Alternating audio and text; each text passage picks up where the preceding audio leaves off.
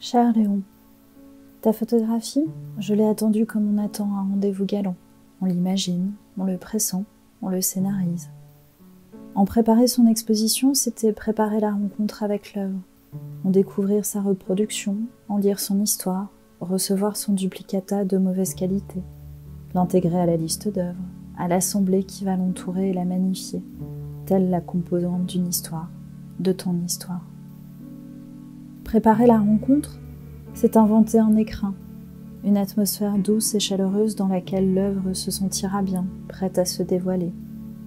C'est aussi lui offrir son plus bel habit, un passe-partout lui collant à la peau, un encadrement d'une essence noble, laquée de noir.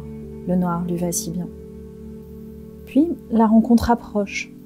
La caisse en bois brut arrive des États-Unis. J'ai le privilège de t'accueillir, ouvrir la pochette en carton comme on déballe délicatement un présent, déplier le papier de soie, la finesse d'un sous-vêtement. Et enfin, te voilà. Je te confie à l'encadreur, puis tu reviens à moi, rue de Thionville, un samedi soir.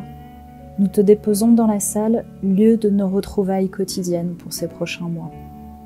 Le décor est prêt, quelques notes accompagnent ton accrochage. Frank Sinatra, la BO de notre second rendez-vous. New York, 1952, un couple endormi sur la plage de Coney Island, un de tes endroits de prédilection à tes heures perdues d'errance et de photographie. Une tête, une oreille, un cou, le creux d'une épaule, la courbe d'un bras, la délicatesse d'une main, la force d'une enveloppe musclée et la fragilité d'une âme endormie, enlaçant sa douce. Cette image, dense et vulnérable à la fois, me rappelle au souvenir d'une passion, d'une parenthèse brute et sensuelle avec un insoumis, comme toi.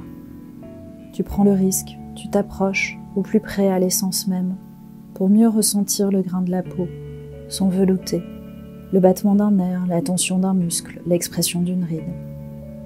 Mon prof de dessin me disait qu'il fallait toucher le corps pour en sentir les volumes et les contours, les lignes et les creux pour mieux les dessiner, comme une approche sensitive d'une attitude à coucher sur le papier.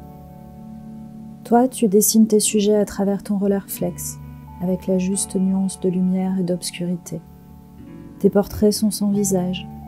Leur identité, c'est un fragment de leur corps, un moment capté de leur vie, une esquisse de leur gestuelle, l'écho d'une émotion. Cette intensité unique qui me fait penser que tu aimes profondément l'être humain et que je t'aime pour cela.